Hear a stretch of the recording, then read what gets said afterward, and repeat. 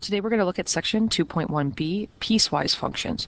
Our objective today is to be able to define a piecewise function and to be able to evaluate a piecewise function for a given value. So what is a piecewise function? Well, it is defined by at least two equations, each of which applies to a different part of a function's domain. And we talked about domain in the last lesson. And domain are the input, or basically our x values. So we're talking about our functions, and we're looking at different sections where different x values are going to be applied. So let's go through a couple of examples. So our first function, if you see, is broken down into, in this case, two parts. The first part only applies when our input or our domain values are less than or equal to 1.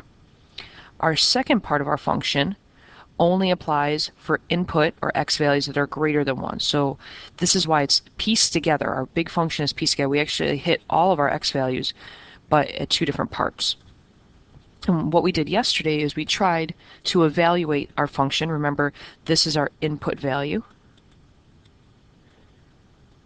So what I want you to do is find out what is our output of this function if I input a 5. So kind of talked about our function kind of being like a machine. So there's two parts. So if I put a 5 into this machine, our function needs to know, is it going to go into our first part, our first rule, or our second rule? So how do we figure that out? Well, remember, this is our domain, our inputs. So let's look. 5. Is 5 less than or equal to 1? Nope. Is 5 greater than 1? Yes. So this is the rule we're going to use. So I'm going to take function, and I'm going to input a 5, and I'm going to input it into the bottom rule. 3 times 5 plus 1. I'm just going to carry out the algebra. Remember, we don't do anything with this side. This is just our notation for saying that we inputted 5 into our function. So I have 15 plus 1, which is 16. So my overall answer, when I take my function and I input a 5, I should get a 16. And to remind you from yesterday, that's the same thing as saying that the point 516, my input and my output, lie on this graph or in this function. The second one says, well, now I'm going to input a 1 into my function. So I go back up. Is 1 less than or equal to 1? Yes. So this input value satisfies this rule. So I'm going to substitute it into the top rule. So 2 times 1 minus 1 gives me 2 minus 1, which gives me an answer of 1. So to write it out, my function when I input a 1 gives me an output of 1. You don't have to write this final part, but I just want to keep reiterating the relationship between this notation and what it really means for stuff that you've done back in algebra. So look at our second example.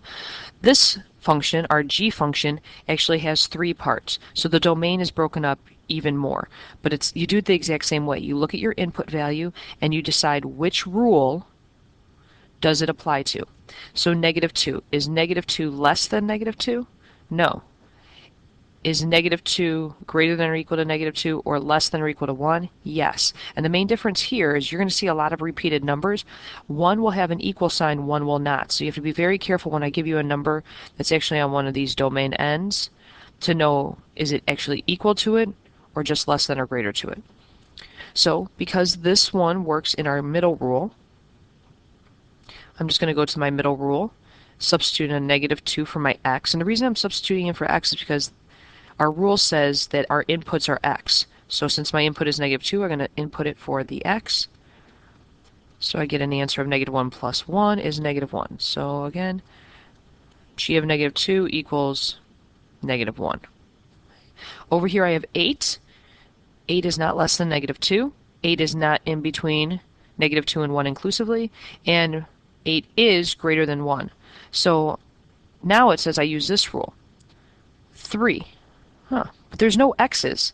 So I have nothing to input into my rule. So we just get 3. There's actually no work to do. Every time this machine or our function inputs something greater than 1, it will always spit out an output of 3. So that's all we have. That would be our final answer right there. Example 3.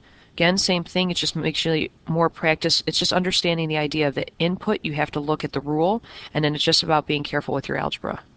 So it was 0. 0 is less than 5, so I'm going to input it into the top equation.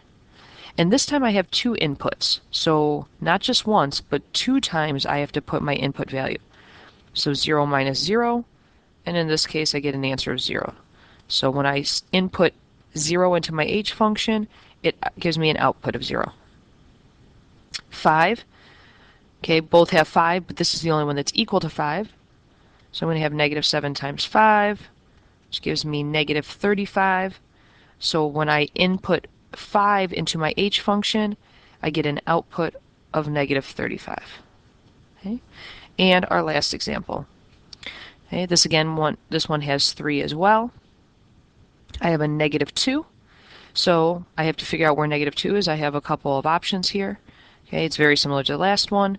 So when I take a negative 2, it's actually negative 2 is less than or equal to negative 2. If you see here, it was switched.